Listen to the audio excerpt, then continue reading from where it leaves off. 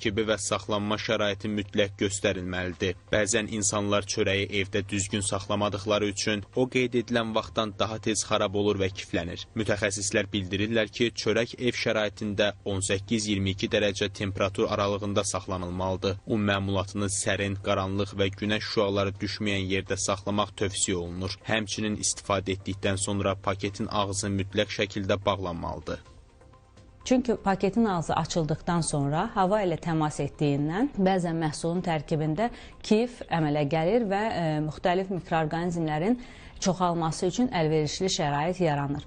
Və eyni zamanda əgər bir neçə gün istifadə olunmayacaqsa, bəzən insanlar bunu soyuducuda saxlayır ki, bu tamamilə yanlışdır. Soyuducuda saxlanılması onun daha tez xarab olmasına gətirib çıxardır. Lakin uzun müddət istifadə olunmayacaqsa, dondurucuda saxlanıla bilər. Mütəxəssislər tərkibi tam taxıllı, çovdar, təndir və ev üsulu ilə bişirilən çörəklərə üstünlük verilməsini tövsiyə edirlər. Çünki bu növ çörəklərin tərkibində vitamin və minerallar kifayət qədər olur. Eyni zamanda bu un məmulatlarını orqanizm daha rahat həzm edir.